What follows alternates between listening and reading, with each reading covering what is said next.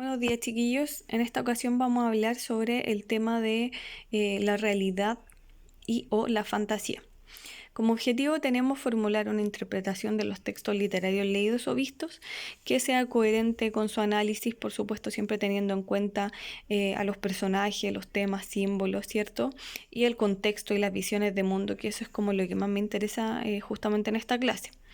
Ya, para recordar, porque esto ya lo vimos, el mito, esta historia fabulosa de tradición oral. Recuerden que antes no siempre sabían escribir, por lo tanto la forma más fácil de transmitirla era la forma oral, ¿cierto? De boca en boca. Y bueno, se caracteriza por esta forma simbólica, ¿cierto? Con estas fuerzas de la naturaleza y por tener en ellas dioses o héroes de la antigüedad. También la leyenda es una narración popular que cuenta también un hecho que es fabuloso, adornado justamente con elementos fantásticos, ¿sí?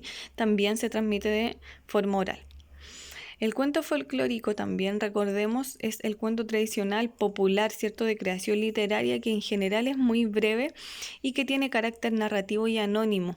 Por eso es que en general va cambiando de versiones, es decir, como que cada persona le va añadiendo lo que creen pertinente para esta historia.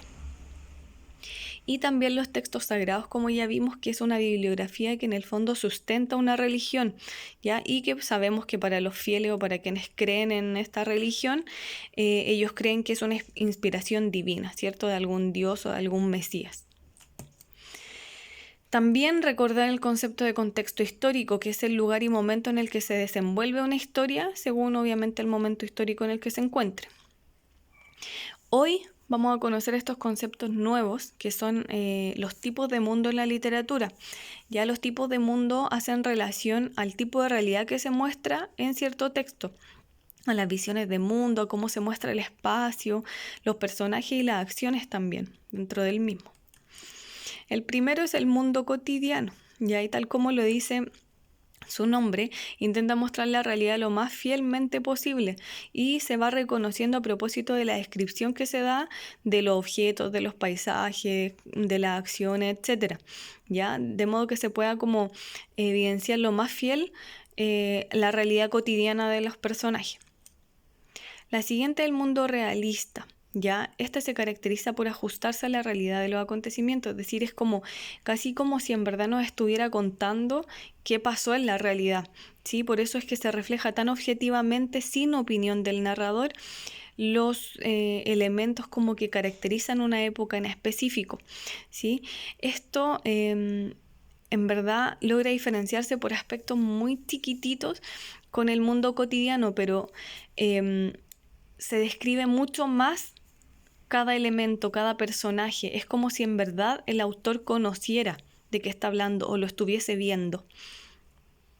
El mundo onírico hace relación a los sueños, ¿sí? Emerge en verdad como esta concepción de volcarse hacia adentro, a mirar lo que en verdad estoy sintiendo y desde ahí como intentar generar la existencia a propósito de una mezcla de la realidad y de la irrealidad, ¿cierto?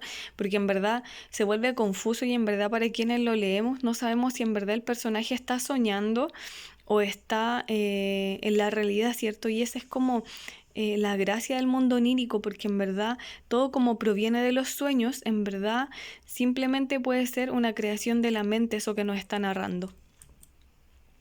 El mundo fantástico es este tipo de mundo que se caracteriza por transgredir o romper el orden racional de los acontecimientos. Es decir, yo siempre les digo, cuando hay algo que se escape de las leyes de lo natural, ya forma parte de lo fantástico, porque en verdad se vuelve, como les digo, extraordinario, sobrenatural, por fuera de lo natural. Y nosotros lo conocemos bastante, el mundo fantástico, especialmente en las películas. Así que hoy vamos a tener como actividad leer atentamente el texto de la página 60 del libro del estudiante, se llama Música de Ana María Matute, y transformen este microcuento que es bastante breve en un texto fantástico. Ya ustedes obviamente pueden integrar todas las ideas que les vengan a su mente, ¿cierto? Y se relacione naturalmente con ese tipo de mundo.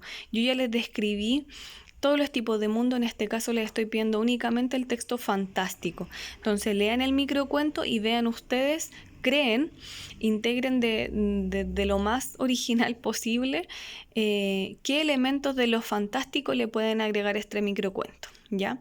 Así que eso, me lo pueden enviar al mail, a Webclass o como siempre estamos en contacto. Que estén bien.